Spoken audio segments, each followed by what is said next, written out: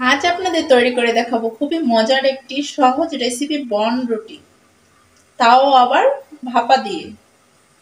তাহলে চলুন কিভাবে তৈরি করি। সুপ্রিয় দর্শক, আসসালামু আলাইকুম। আবারও হাজির হয়েছি নতুন আরেকটা রেসিপি নিয়ে। আমার আজকের রেসিপি বন রুটি। আজ আমি বন রুটিটা আপনাদের চুলায় তৈরি করে দেখাবো না, রাইস কুকারে তৈরি করে দেখাবো, তাও আবার ভাপিয়ে। ভাপিয়ে দিয়ে এত সুন্দর বন রুটি তৈরি করা যায়, আপনারা বিশ্বাস করতে পারবেন না যদি বাসায় না তৈরি করে খান। তার জন্য আমি এখানে 1 কাপ উষ্ণ গরম পানি নিয়েছি, একদম যাতে হাতটা দেওয়া যায় এরকম গরম পানি নিতে হবে। প্রথমে পানির পরিমাণটা একটু কম নিলে সমস্যা নেই। এখন আমি এর সাথে দিয়ে দেব 2 চামচ ইস্ট। আমি এখানে 3 কাপ আটা নেব। রাইস কুকারে যে কাপটা থাকে এই কাপটা দিয়ে আমি 3 কাপ আটা নেব। 3 কাপ আটার জন্য আমি 2 চামচ ইস্ট নেব। আটার পরিমাণ বেড়ে গেলে আপনার ইস্টের পরিমাণটা বাড়বে। কিন্তু কারো কারো আছে ইস্ট বেশি দেয়, গন্ধ হয়ে যায়, খেতে পারে না, আবার ইস্ট দিলে ফুলে না রুটি। তাদের জন্য আমি বলতেছি, ইস্ট ব্যবহার করার পরে কখনো বাহিরে রাখবেন না, ডিপের ভিতরে ঢুকিয়ে রাখবেন, ডিপ ফ্রিজে রাখবেন। ডিপে রাখলে দেখা গেল আপনার ইস্টের কখনো হবে না। আমি ব্যবহারের পরে আমি ডিপ ফ্রিজে রেখে দিই।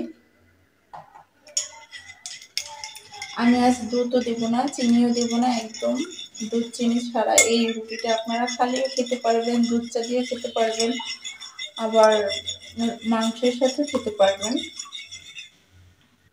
আমি এই ইস্ট নিয়েছি শাউন, আপনারা যেটা ব্যবহার করেন ওই ইস্ট নেবেন। স্বাদ মতো লবণ। তো ভালোভাবে এগুলো মিশিয়ে নেব।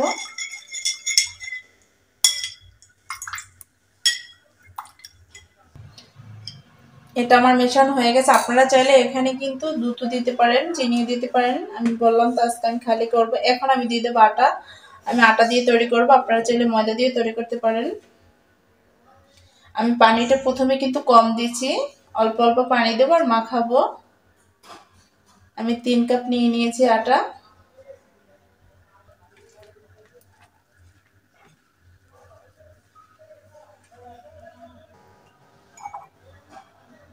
এই যে আমি আবার পানি নিয়ে নিচ্ছি।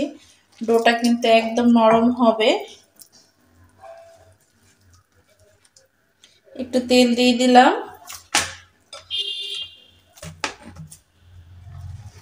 1 চামচের মতো আমি তেলটা নিয়েছি।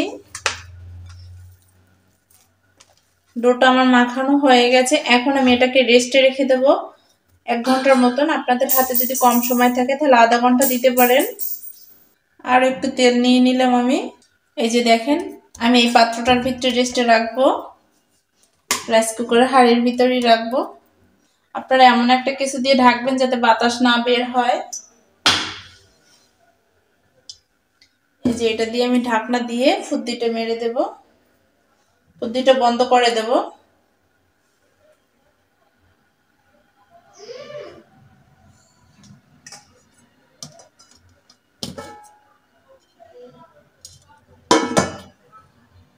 আমি এখানে 3টা কাগজ নিয়েছি, কাগজে আমি তেল মেখে নিয়েছি। এই পাত্রটা আমি তেল মেখে, যে পাত্রটা আপনারা ভাপা দিবেন, আপনারা চাইলে হাঁড়িতে পানি দিয়ে স্টিলের যে থালাগুলো থাকে ওই থালাতেও আপনারা দিতে পারেন। আমি এখানে 3টা করে দেবো, এখানে আমার 3টা করে ধরবে। আমি 3টা করে কাগজ কেটে নিয়েছি, কাগজে তেল মেখে নিয়েছি।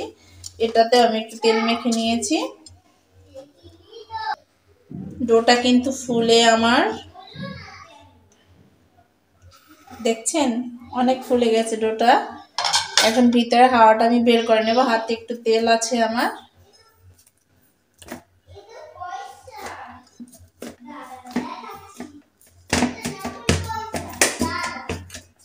হাওয়াগুলো একদম ঠিকভাবে বের করতে হবে। এই যে আমি এখানে তেল নিয়েছি, এখন তেলটা ভালোভাবে 2 হাতের তালুতে একটু মেখে নেব।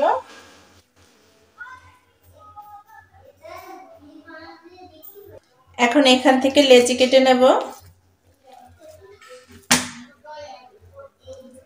এখন একটু বলের মতো করে নেব, গোল।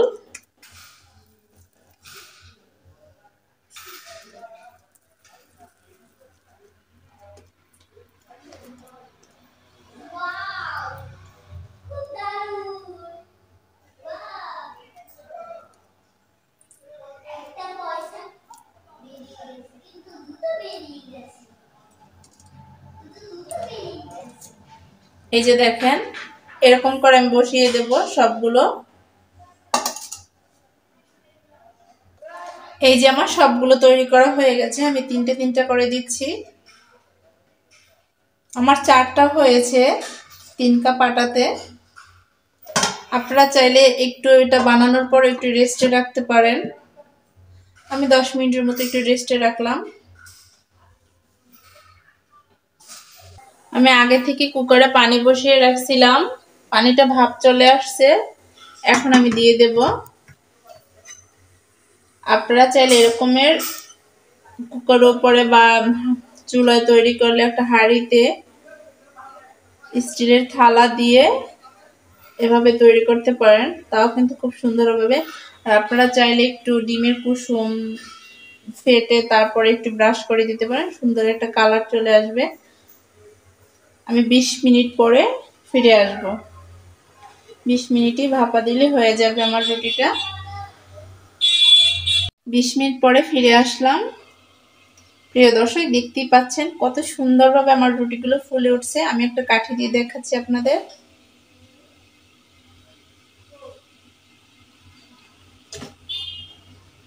এটা আমার কিন্তু সম্পূর্ণভাবে হয়ে গেছে। এখন আমি নামিয়ে ফেলবো, নামিয়ে আমি আপনাদের দেখাচ্ছি। যে কাছ থেকে আমি আপনাদের দেখাচ্ছি। এখন আমি তুলে আপনাদের দেখাচ্ছি। কাগজটা এখন আমি উঠিয়ে ফেলবো।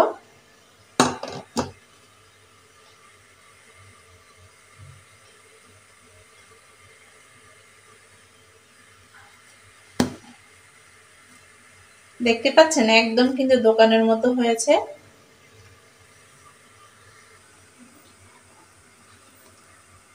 এরকম যদি আমাদের বাসায় বন রুটি থাকে তাহলে তো কোনো আর কথাই নেই। এই যে দেখেন, এভাবে কিন্তু আপনারা অবশ্যই বাসায় তৈরি করে খাবেন। আর যদি আমার রেসিপিটি ভালো লেগে থাকে তাহলে অবশ্যই একটি লাইক, কমেন্ট, সাবস্ক্রাইব করে আমার পাশে থাকবেন। সবাই ভালো থাকবেন, সুস্থ থাকবেন। আল্লাহ হাফেজ।